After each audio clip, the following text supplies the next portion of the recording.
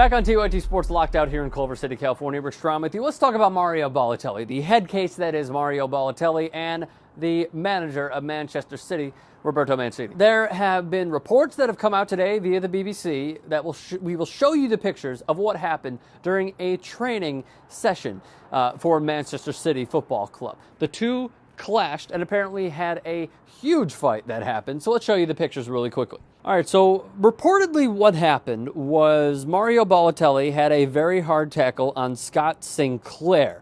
Now, you see the two of them, Mancini very, very animated, especially with pointing his fingers. Now, you see him here trying to coach Balotelli, trying to tell him possibly what went wrong, and then all hell basically breaks loose. As you see, Mancini holding Balotelli's bib, which is a term I learned today. I kid you not, in America we call those pennies.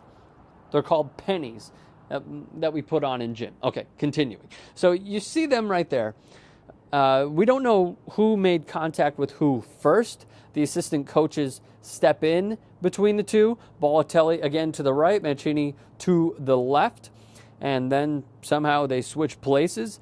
The assistant coaches still separating the two. And again, Mancini very, very animated over what happened. Both of them obviously very upset. Now, reportedly, Balotelli went to the dressing room, then bolted the training ground 10 minutes later. He signed in 2010 with City, 3 goals in 21 appearances this season. What we do know is that Mancini and Balotelli have argued before, and Mancini has been in favor of Mario every single year, except for a few comments here and there when he'll say, no one can trust Mario. No, only Mario. I don't even know if Mario can trust Mario. He'll come out and say some stuff like that. But overall, he's totally in favor of him. He sees Balotelli as a son and just kind of seeing it as a kid who keeps screwing up, but you're still there for him. The reports indicate that it was a hard tackle. But again, we don't know who grabbed who first. So we can speculate on that all we want, I suppose. He could go to Milan if they have the funds. He could go to PSG. The fact is, when it comes down to it, Balotelli is a problem.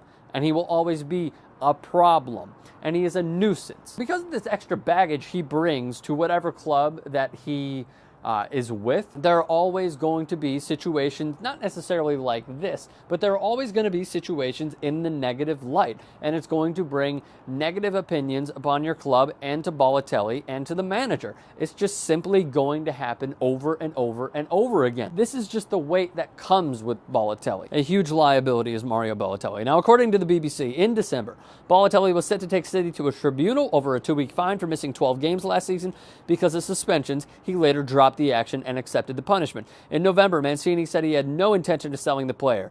Last season, Balotelli scored 17 goals in all competitions, but was sent off twice. To the Italian media, Roberto was quoted as saying via the Guardian, "We need to consider that Mario was made as a major investment, and this is not a club that throws its capital through the window. The relationship between me and him is always good, even if one day he does something. I love him because for many years we lived together. I've seen him grow, but the professional relationship is another thing, and I've told Mario what I need from him. The time of cheap talk is over. Balotelli is 22 years old, and now it's time to be a professional. I ask from him seriousness and commitment in training, a more stable private life, and correct behavior on the pitch. Good luck," is what I say to Roberto Mancini. Now, let me ask you guys this. Not just your favorite club, but do you believe in Mario Balotelli? His talent is so high.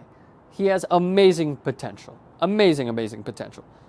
But the problems that go up in here are going to always surface. He's 22 years old. He has a lot of maturing to do. And again, he's still a kid. He's still a kid, which has to be emphasized. But not many kids act like this. So what do you say? Do you give him like 2 years? Do you give him 3 years to possibly turn it around? When can he turn it around? Can he turn it around? I want to hear all of your thoughts on all these subjects. Leave your thoughts in the comments section below.